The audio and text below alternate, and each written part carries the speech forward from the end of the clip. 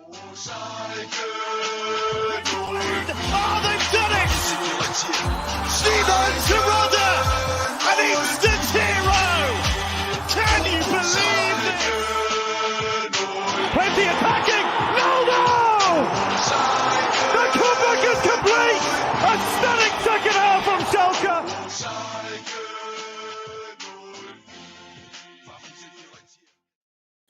Blau und weiß sein Leben lang. Hallo Leute, willkommen zum einzigen Schalke Podcast auf English. That's right, folks. Welcome to episode 138 of SchalkeMerica. I'm your host, Richard Carmen. Joining me as always, co-host Jack Mangan. Jack, how you doing, my friend? Doing all right, sir. Apparently, our absence has coincided with quite a bit of a dip in form for the team. So maybe we can make sure we're back on our regular podcasting schedule and wasn't our fault. Team get back on track. But yeah, how are you, sir? Other than Schalke, I'm doing well. All right. The weather's been okay here, and can't complain outside, like I said, of Schalke. But the club, we're not celebrating Victory Monday. It's been a while since we've had a victory. It seems like. Luckily, the international break is here, but yeah, we've been struggling as of late. And I think it all culminated with this game against Darmstadt. But yeah, while we were gone, we lost the DFB Pokal match to 1860 Munich. Yes, third tier 1860. And then we followed that with a loss in the league. And then obviously this Sunday we lose again. So it's not been the kindest of the last couple of weeks for us, has it?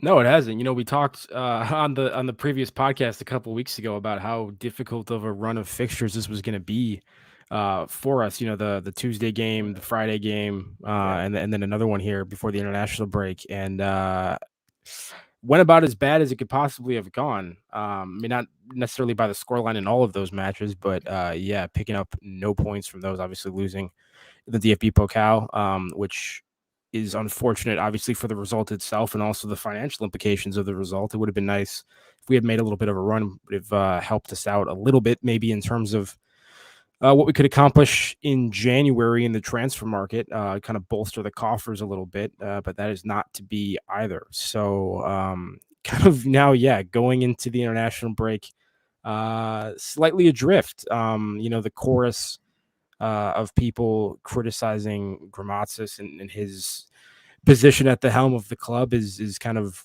had a resurgence, obviously, in recent weeks.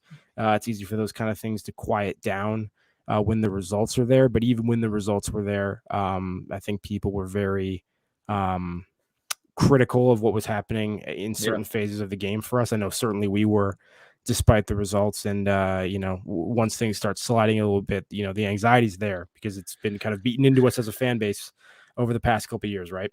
Yeah, no, it certainly has. And our good friend of the show, Marie, we made a nice comment about how we're specifically pinpointing people who are fans of 2019 to 2021 with all that's going on. But yeah, shout out Marie's Bundesliga minutes, by the way. You should be watching / listening to that if you haven't. Obviously, Marie, the most capped guest on the SchalkeMerica podcast for very good reason. She's smarter and better than we are, so go listen to her stuff too. 100% back that right there. So yeah, let's get into the game real quick. Since we just have to, let's wrap this up. Lineups in this one, we were the home crowd. Didn't feel like it in this one, but the crowd felt great. The team didn't really necessarily feel like a good home team, but Frazel in goal, back three of Tiao, Itakura, Kaminsky. Midfield of Aiden back on the right side. Latza, I'm looking at the Google thing and it's all screwed up, and it always is. Latza, Drexler, and Paulsen in the middle with Oweyan on the left, and obviously Bulter, Terodde up top. Thoughts when you saw this lineup, especially with the insertion of Latza and Paulsen in there together, and then return of Aiden. Yeah, nice to see Aiden back just because he had been. I think the best version of that position that we'd had all season in the system. Maybe didn't start off that way initially, but once he kind of started getting some looks, I think really staked a claim to it. Unfortunately, not the best game from him in this one. Certainly not the worst person on the pitch, but I think gave away possession a lot. Not the tidiest match from the youngster there, but got a call up to the German setup, the U setup, I believe. So good for him. Anyway, yeah, but the big news, I think, for a lot of people was Dani Latza in the lineup, despite not being fully fit, something that Grammozis himself attested to in the post-game press conference. I think he said something on the lines of like, if even if he's not 100% fit, if our captain can give us 60 or 70 minutes, like he's going to play, which I thought was a slightly interesting statement for him to make, and just kind of being like, if he's capable of playing, he's playing for us. And I feel like, I mean, you certainly brought him in probably to be in something like that position, but he hasn't earned it this season based on any of his play on the field. Obviously, largely available to injury, so it's not entirely his fault in terms of like, poor performances or something. But a strange decision to just be like, he's a guaranteed starter when healthy, or is going to get a large minute share when healthy, because you've seen guys like Salazar kind of come on over the course of the season, and that's got to be demoralizing to some of those other guys, Drexler, Salazar, who have kind of like been fighting for those midfield positions, to have this guy just kind of like waltz back in. And then, get defended. So interesting. I thought that was the big eyebrow raise. Everything else is pretty standard. We've seen a lot of these guys in these positions. What'd you make of everything? Shout out to Zuli Fernandez in the chat. I know I had the same thoughts that you did. Salazar has been coming on really as of late, and we thought that he's been one of the better midfielders and really players overall, most consistent as of late, and not getting to start in this one for whatever reason. I understand the sentiment about Latza, but we talked about like, would they play Latza and Paulson together? They're very similar players, though. You could probably argue that Latza could be pushed up forward a little bit, and that's how we saw it in this one. But looking at the overall lineup going into the game, I thought this was fine. I was happy to see Latza, obviously, especially Aiden. Post match now you can look at it 2020, and Latza arguably one of the worst players on the pitch, and Malik Tiao as well. We'll get to both of those. I wasn't too disturbed really, but my bigger concern was the Darmstadt lineup, which I thought had some playmakers on it. Obviously, 2 goal scorers, Tietz and Pfeiffer, who you have to worry about because they were just behind Terodde in the goal scoring charts. So looking at their lineup, Schuin was in goal. He had a pretty good game, actually.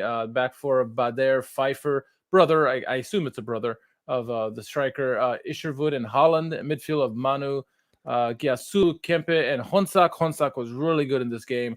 Tietz and Pfeiffer, both of them were excellent in the game as well. So going into the game and on the watch along, I kept preaching along that watch these 2 strikers and watch a couple of these guys in the midfields who are playmakers. I was zoning in on Giatsulu, but Honsak is a very good player as he showed in this game. But Tietz and Pfeiffer really are the ones who are the cream of the crop of this team, and if we could at least focus in on those guys and stop them, we had a better chance of succeeding. Clearly, none of the guys on the pitch got the memo that we were looking at. I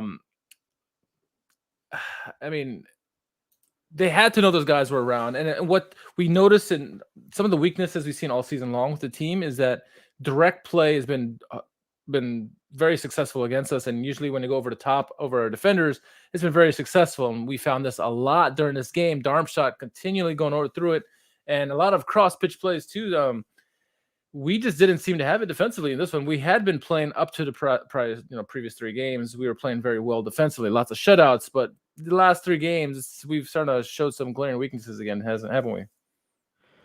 Yeah, and I mean, we knew that this was a Darmstadt team that had goals in them beforehand. I mean, Schroeder even talked about it, I think, in some comments before the match. I think Tietz had maybe, I think he had like 2 other away braces this season already. So it already kind of flexed those goal scoring chops in hostile territory earlier. So I mean, not something that I think would have caught us by surprise, but was going to be an interesting test, especially because that back line, after being very shaky through maybe the first 3-4 matches of the season, kind of quieted down a little bit. And then we had a number of clean sheets, which was such a rarity for us over the past couple of seasons. And it felt like we had a decent foundation that we were kind of building from. It was just really kind of like our ball progression at times and chance creation in the final third that was causing us problems. And this very much undone here. As you said, a lot of direct play from Darmstadt, very quick on the counter, which seemed to catch us out a lot. Also, I think they did a good job exploiting with runs in behind our wingbacks. Yes. Because the system is very dependent on the likes of Aiden and Owayan for ball progression, because we can't build through the midfield. Like, we struggle with that all season. So it's really just like fling it to one of those guys down the wing, get a cross in, something like that. Except for the rare plays where Zalazar just kind of does something funky and just kind of runs around, but like, and so I think they exploited that really well also. And I'm surprised we haven't seen more teams kind of attack that, like, have that guy lunge in behind one of those wingbacks immediately and play him through kind of diagonally on the counter too. So, yeah, some worrying stuff there. I feel like, I mean, obviously, like, once again, we knew that the threat was there, but to see it realized to the extent that it was a bit concerning. And then obviously a lot of the same issues that we've seen all season anyway, in other phases of the game. Yeah, rearing its ugly head in this one, right? Before we get to the goals, Zuli Fernandez says his uncle's from Germany and is a fan of Schalke. Could you mind sending him a greeting? Well, Glück auf to Zuli's uncle. I hope if he gets to watch us or listen to us, definitely give him a shout out. I'm curious where he lives in Germany. So, yeah, we'll take all the fans we can get. We're absolutely happy. We're obviously all fans of Schalke, no fear. So, but back to the misery of the game. Let's look at the goal. So the game started out fairly well for us. Pfeiffer got the actually first goal, the own goal. It was the defender off a corner kick. Obviously, Owayan is the one doing a set piece, and we thought it was going to be a goal by one of our teammates, but own goal, we'll take it, right? 8 minutes in, great way to start, Jack, but didn't take long. A mistake, and I think it was by Latza, ended up going to Philip Tietz, and he got a nice goal to make it 1-1 just 3 minutes after. I mean, 11 minutes in, we already got 2 goals in there. Started out well, but immediately answered by Darmstadt. Yeah, Thomas Owayan's so good in set piece ball delivery that even when he doesn't have a teammate open, he can knock it in off of an opponent, which is good to see. That's greatness. Yeah, I mean, the guy's just phenomenal. What can you say? Yeah, fortunate start, but a lively start to the game. Had some nice attacking moves in the final third very early into this one. I think, was that first goal? Is that the one that came off the long ball? That was kind of like flicked on header backwards, then a very direct ball played in. That was the one that had like the shout of offside. Yeah. So like, and actually, I mean, if you looked at the replay, it looked like his foot was off at least, if not part of his. Yeah, I mean, they should. I mean, if you trust the line that's on the screen, right? True. The official was clearly not convinced by that. The individual who looks like a mixture between like an aspiring rockabilly artist and the villain from Lazy Town. Yes. Like if Robbie Rotten played guitar. Anyway, he did not seem to think that was offside. Anyway, but yeah, once again, that's very direct play, as you said, like a quick long ball, then a quick through ball off of that. Itakura kind of gets caught out a little bit. I think both him and Owayan are too busy kind of calling for offsides than to really track back as quickly as they might have. But nice play from Pfeiffer headed the ball right to Tietz, right? Yeah. No, I think it was flicked on, and there was actually a ground pass. I think I think it might have been Braden Manu who had that. I could be incorrect. Whatever. But yeah, and I mean, a nice cutback in the box and a really nice finish to the corner. And that's the one thing you got to give Darmstadt credit. I mean, not the one thing you got to give credit for. They deserve credit in a lot of areas, but some really tidy finishing at times. I mean, they really found the bottom corner pretty convincingly. And, on some of these opportunities, they were very ruthless with them. So, yeah, disappointing to have lost that sort of cheaply gained early momentum as quickly as we did.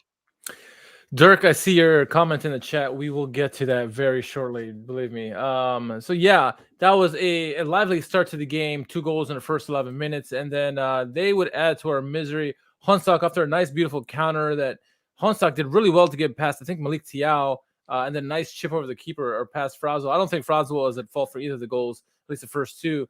2-1. Nice goal again, like I said, by Honstock.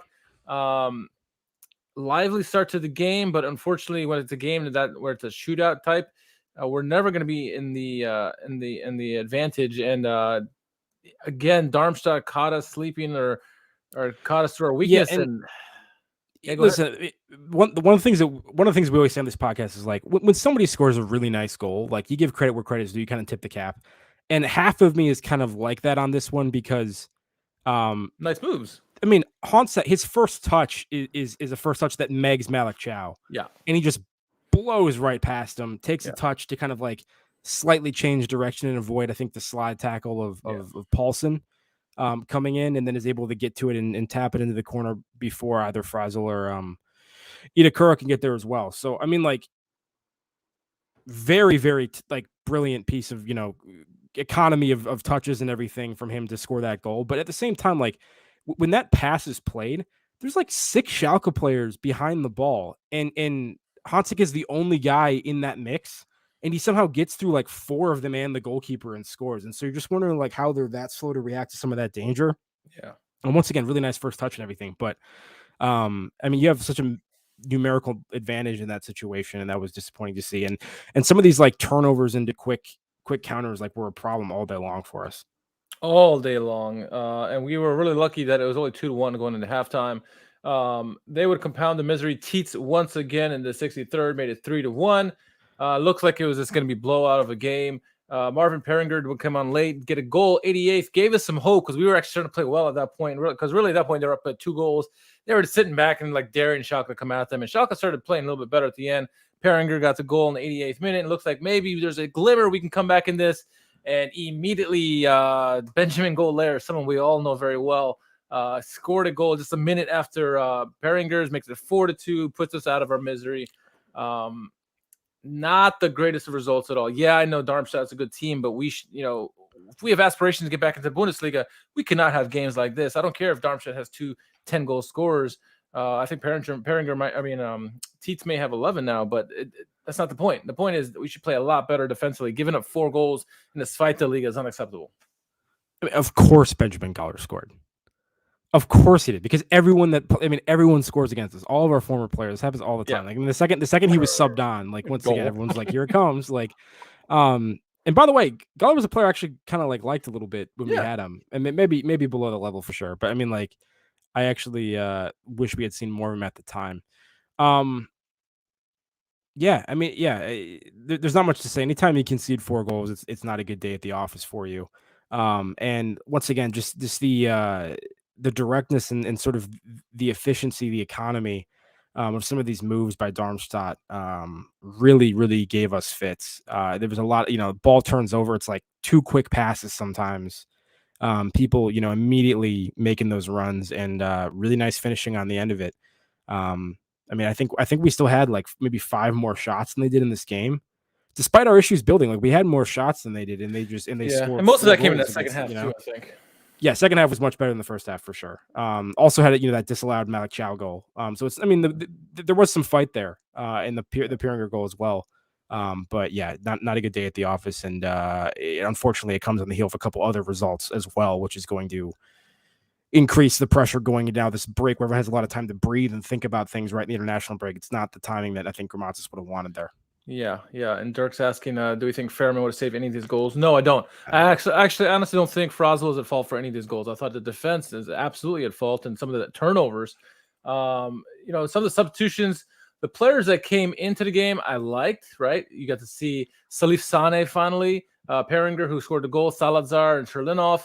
But the players that they kind of substituted for, like Latza, which should have been the first one, came off. He was one of the worst players on the pitch. Tiao, he's a defender. They kind of took off Itakura instead of Tiao, which didn't make sense to me. They took off Bulter, which didn't make sense to me either. I'm like, if you're trying to score goals, why don't you just keep your strikers out there? Yeah, he was quiet, but who wasn't quiet for Schalke? So the players that came in, I agree with, but some of the substitutions I just didn't agree with, didn't jive with me. I agree with Dirk. He says that the passing by Darmstadt was very good, made our team look like pylons. Yeah, their movement was good. If you're watching them when off the ball, they're moving a lot around. The playmakers showed up for them. Gyasulu, Honsa, obviously Teets and Pfeiffer, they're really good. Manu was good until he got substituted out. Kempe wasn't bad in the midfield either for them. Kempe was good as well. He was fine. And their defenders shut down Terodde and Bulter. I mean, Terodde had a couple opportunities that he probably should have finished, but they did a good job. And Schuhen had some pretty good saves. Yeah, some nice saves from the keeper. I mean, I know he had that one, I think, that fell to Terodde, where he kind of like fired that from the left-hand side of the box and made a pretty good save. Yeah, I mean, ultimately, Terodde looked decent when he got involved, but he just, on an island the entire match, couldn't get the ball to him. And as it has been for much of the season, it was, Owian and Hope is holding things together. It's just like, get the ball to him, see if he can whip it across. Like, it's just that there don't seem a lot of coherent sets in the buildup. A lot of, repeatable patterns and things that we're trying. I mean, there's like one or two of them that you see. And it's way too static beyond that. And it's, like I said, all of the buildup is down the sides, and we need to find a way to create some more variation to that. And I think this brings us to the segue where we were mostly want to talk about today, and that's the coaching aspect. What we've known all season long, yes, we've gotten better defensively, but offensively, we just have not had it. Most of the time, it's Oyan or someone on the right-hand side giving it to Terodde or Bulter, and they figure out a way to score a goal. That's been really our play. And now teams are figuring out that if you stop Terodde, you're going to stop the goals for the most part. And that's worked the last 3 games. And we've seen lack of ideas trying to go forward. We have all this possession, which is nice statistically, but we're doing nothing with the possession. We're just passing the ball to the midfield. We got pressure. We pass it back, only back to the Frazel and back and forth. What do we do offensively? There's no runs. Everyone's fairly static. And you imagine, most of this has to go to, yes, the players are on the pitch, but the coaching aspect is like, you guys have to direct them to make the runs, be mobile out there, not just be stagnant and hope that Terodde's going to score a goal every time, which he hasn't scored in 3-4 games now. So the coaching is lacking at the moment, and now the place in the table doesn't help his cause. I mean, the most dangerous areas for us going forward, I think all season have been either set pieces with the delivery of guys like Thomas Oyan, or in transition where things are a little bit more chaotic and people are sometimes out of position, and sort of the natural chemistry and creativity of these guys can kind of come to the forefront. When we're actually in sort of like our build-up shape, it's clearly a team that just needs some ideas that they're not getting from. It appears that they're not getting them from the coach. And it's just, it's been too much of the same thing for a while. And I think we're definitely at the point of the season now where Grammozis has had plenty of time with this group. Like, we said at the start of the season, like, it's an entirely new squad. We cleaned house. So it's not even that he has that much continuity from, his tenure at the end of last season prior to relegation. Like, there's a lot of new people in the squad. So like, we'll give him a bit, but like, we're well into the season now, and the things that have been the things that have been a problem from the beginning are still kind of a problem. And it's not like we're playing horribly. Like, we're still, fairly high up the table. We're getting results for the most part, but like, there's not a whole lot of signs that the major deficiencies are being addressed or look likely to be fixed anytime in the near future. And you're beginning to see what happens when the Terodde goals kind of dry up. I mean, he was scoring consistently at the beginning of the season, and that's great. But now, a couple where he's gone down, I think he's like over 400 minutes now without a goal or something like that. And at times people have, been able to step up around him and support him. But when that doesn't happen, it's not pretty to look at, unfortunately. And I mean, I think losing games like this are things that are really going. And obviously, I mean, like, the loss to these people, Cal, like, these are games where that I think the supporter base is like getting a little impatient because promotion is very important, and that's what everyone's going for, and that's kind of the stated goal of the club. And you can't have too many of these things. You have to really be on it all season long. Yeah, and what I'll say about the cup match was it did feel like a cup match. It was a very intense matchup. I think 18-16 Schalke played very tight. It was a really good, entertaining game. Unfortunately, we came on the short end of that, but we are now at a point that. Dirk says the curse of the 154th goal. Yeah, it seems like it, right? Gripping in a tight stick. But no, we should be at a point where we're creating more offensively. This game is a blip in the radar where they scored 4 goals. We haven't led that many goals in a long time. Probably against Regensburg was the last time, but it all came to fruition in this game. Everything is a culmination of everything. We're still not creating more offensively. We're, like you said, we're relying too much on certain people to score goals for us or set plays for us. And then we're lack of creativity overall. It'd be nice to have a guy like Amin Harit in these situations, right? Or even Sherlunov to see a little bit more of, but nothing is working out. And we're not going to put all the onus on the forwards, right? Bulter, Terodde, or even Oyan and Aiden. It's the midfielders have to create something as well. Drexler's been working his ass off. He was probably the best one of the midfield in the game, but no one else around him was doing well. Paulson is very quiet. Latza, I said again, had a poor game. Lots of players forcing passes that they probably shouldn't have. Tiao was one of the big ones of that. But it wasn't just him. It was the whole team, really. Aiden had made a lot of mistakes as well. It was a poor effort. And what we said was, if we go into the Winterpause fighting for top 2, top 3 spots, and we're not playing well, that's fine. At least that's where we want to be, and we can eventually get hot. But if we're around mid-table, that's when the questions start coming in for Grammozis. And, with these last 3 games, or at least 2 in the league, we are now sitting in 5th place, 1 point above Nuremberg in 6th. And really, if you're looking back down to 10th place, we got a 5-point cushion, but it's too close for comfort, honestly. Darmstadt leapfrogged us. Paderborn's ahead of us again. Mikel is having a great season. He's got more goals than Terodde now, I think. And then Regensburg and St. Pauli round at the top. We're starting to dip down here, and with these lack of performances, the question comes: is Grammozis the right guy? And Dirk's question says, "Time for a new coach, or just a dip in the road?" And I think it's a dip in the road, but we've seen enough of sample size where we would expect, and like you mentioned, whole crop of new players, we should have different results. And really not offensively. So there's a lack of something in that final third. It has to come down to the coach. We try not to be that pull the trigger and get a new coach right away, but we're getting awfully close as we're starting to slip down the table. What are your thoughts? Yeah, I mean, like when the attack is a problem, you can take the approach that Schroeder's kind of taking the media and saying like, everyone knows that we're looking for attackers to bring in January, but I think you and I have been of the opinion that no one's against that. I mean, we were somewhat skeptical at letting Hoppy go, right? But so we wouldn't be against bolstering the depth for sure, and maybe actually bring out somebody that can start and actually contribute. But I think you and I have liked the squad all season and like what Schroeder's done there. And at some point, it's like maybe it's the coach you need to be looking for, and not some additional attacking players. So Schroeder came out after the game, and one of the first things he said was like the coaching position isn't being examined. I'm not sure I believe that. Honestly, people have been pointing to the fact that Schroeder has a history of like not doing well with picking the manager, that kind of a thing. That's what's being said, right? Mainz, right? Mainz. They got bringing up Sure. Mainz. I mean, and maybe that's true. Maybe he's not looking at the coaching position. I feel like Schroeder's been very competent.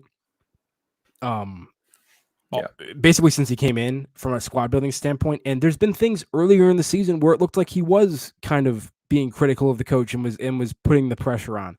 So the fact that, now he's saying that, like, I feel like that might be just more like lip service to the media to try to not make it a story heading into the international break than it actually may be in truth what's happening behind closed doors. There's no way for us to know that, but I would be surprised if there aren't talks. The question, I think, is the financial situation we're in. What can we afford in terms of like bringing a coach on for the books? I mean, like, can we pay 2 salaries, these kinds of things? I mean, like that becomes a problem. It becomes an actual like impediment to change to some extent. So maybe that was part of the motivation for kind of sticking with this guy and being like, well, maybe he can be the guy to get promotion. And, I think we've given him a fair run, and I'm not saying we need to pull the plug this second, but I do think we need to be considering alternatives. And if we're still kind of in like, I don't know, 6th, 7th place, in December, I feel like there probably has to be a coaching change, because that's not good enough for what this club needs for, and we've talked about how important promotion is to our financial viability. Yeah, and someone during the watch along asked me, what are the options? And the options are like, Dirk says, slim pickings at the moment, especially one for the money, and then 2, who wants to be, who's to come at Schalke, who's available. Obviously, the name that looms over all of us is it Tedesco time? Is it Tedesco time? It could be, and he might take a pay cut to come back to Schalke. He's talking about his love for Schalke, but he probably wouldn't. But who else is out there? I would be shocked if he came back to the club that fired him in the 2nd division for like not a lot of money. That would be wild stuff for a team that he was only had like 2 He would need 2 years. guarantees that if I brought him back to the Bundesliga, I get a huge raise or something, something crazy.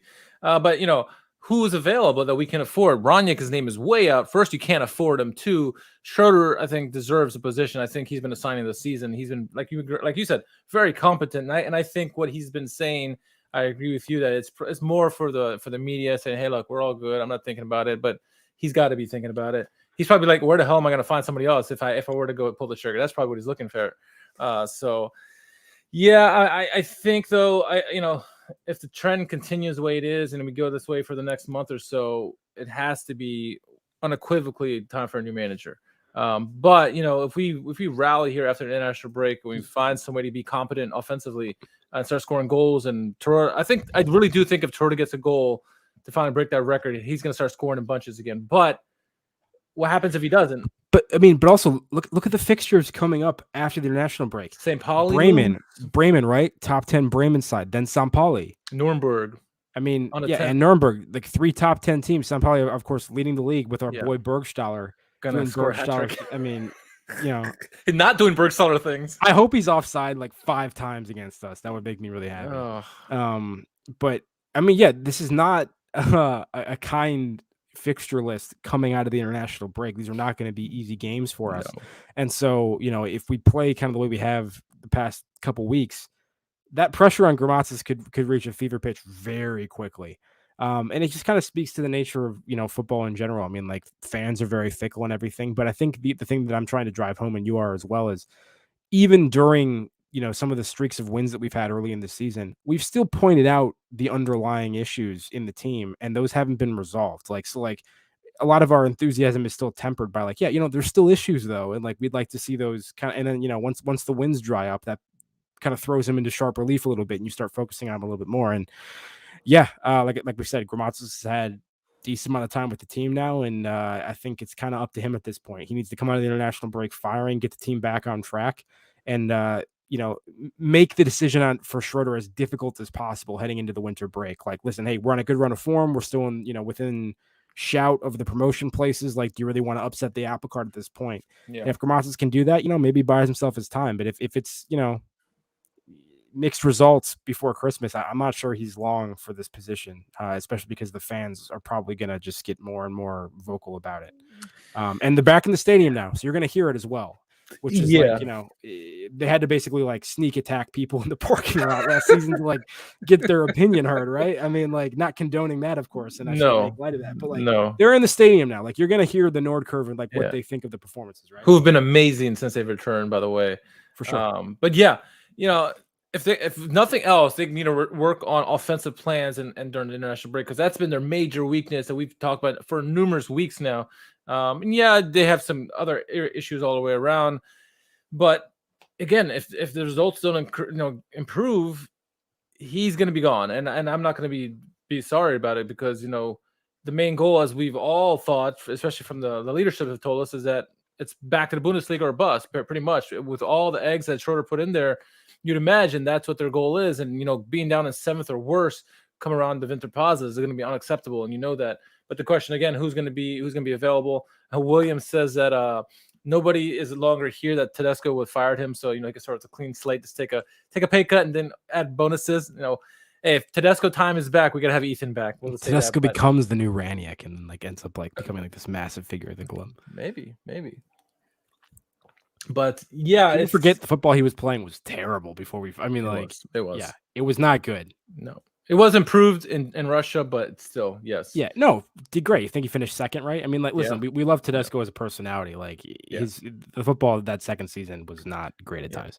No, he understands the fans, but you also got to perform on the pitch, and unfortunately, they didn't do that during his time here, especially that second season. The first season obviously was fantastic, but not that you wouldn't rate him higher than Grammozis, because you would, of course. I'm just saying, yeah. But Grammozis is the big one here, that he needs to figure something out, and all eyes are on him, as you mentioned.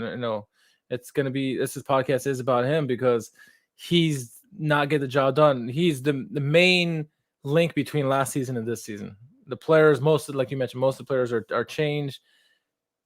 We're still looking the same. Better defensively, granted. We are better defensively, but I mean, I don't know if I want to be that hard on. I mean, like, it is better. I mean, it is palatable to watch. You wake up at 6:30 on a match day. It helps the players too, and you're optimistic, at least. Like, you believe that there's something in the team. But yeah, I know what you mean. I mean, like, this game and how easy some of these concessions were for us definitely kind of gave you the feeling of certain performances last year, for sure, and also just kind of the ineptitude and build up at times, definitely. Yeah, it seems like when we struggle mightily, but when we're on or somewhat competent, we look fairly good. And there's obviously with the Ovejan playing the way he does, and Iden playing with a fantastic goal he had a few weeks ago, it gives you optimism. But still, it's like when it hits the wall, it hits the wall. Dirk says, Tedesco plays similar to Grammozis, very defensive oriented. So unless he's changed his tactics over the couple of years, it would be much different. So yeah, it's very possible. So, can make an argument for continuity though. There, a better coach with better ideas in the same sort of general applicable shape. The pieces are better fit for Tedesco's style this team than last. Why are we? I mean, I don't know. We shouldn't even be talking about Tedesco. It's we not shouldn't. Happen. It's not realistic. Who is though? That's the question. I don't know. We have the international break to find out, I guess. Yeah, I mean, listen. Once we get into like who would be available for Schalke in the second division, this is a roster of coaches that I'm not going to be familiar with them probably for the most part. My German soccer knowledge is not to that depth. Not that it's always going to be a German coach, but you know what I mean. All the ones I'm familiar with are all employed at the moment, so like Frank Schmidt's one. That is a problem. It is. No, it is. So maybe get Nagelsmann. No. Anyway, anything else you want to beat on this dead horse with Grammozis or anything else from the game in the last couple of weeks? No, I'm looking forward to the little palate cleanser here before with the international break. Obviously, a big game this Friday for the U.S. men's national team taking on Mexico in Cincinnati. I actually really wanted to go to that because it's not a bad drive for me, and I'm just too busy this weekend. But that'll be great, and then hopefully we come out of that, out of the break, and are able to pick up a couple nice results. Because as I said earlier, it's going to get kind of crazy pretty quickly if we get a couple more bad results against some good competition. So I hope this international break, on Schroeder's point, is used to thoroughly evaluate like what options he has, and I hope on Grammozis' side it's used to kind of maybe come up with a couple additional ideas. So yeah, no, I agree about that. Paul says technical difficulties audio. here. I don't know. No, I think he said that was him. I think he hit the mute button on YouTube. Hey, I don't blame him. We talk about Grammozis. Hey, don't scare us like that, Paul. You can't be throwing comments in there like that. Give me a heart attack. We already had shouting into the void for 35 minutes, but we already had those technical difficulties during the live stream. It's scary enough as it is. Hopefully the football scheduling gods give us a break and no more Friday games. I'm tired of those games. We can't do our live streams during those events. So hopefully more Saturday games, Sunday games, and hopefully more victories, more victory Mondays. We need some more in our lives, I guess. We're so void of it for the last several years. So all right, cool. I think we should wrap it up on that note, Jack. Keep tuning in each week as we try to bring you the latest with the Royal Blues.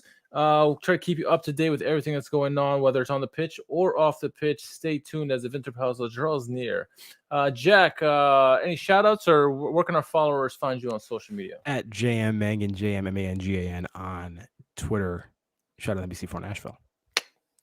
Right on. As always, you can follow me at R_KHARMAN. Yes, sir. I should have gone for the meme only. Shout out Chicago Red Stars. There you go. For their quarterfinal win in the NWSL. Wow. Playoffs against Gotham yesterday, also effectively ending Carly Lloyd's career in the process. Shout out to the Red Stars. Shout out to DC United for missing the playoffs once again. Thank you. Anyway, as I mentioned, we'll catch you all in the next episode. Thank you for all that's been for joining us in the chat tonight. Dirk, Paul, everyone else, look out for sure. We'll catch you soon. Enjoy the international break.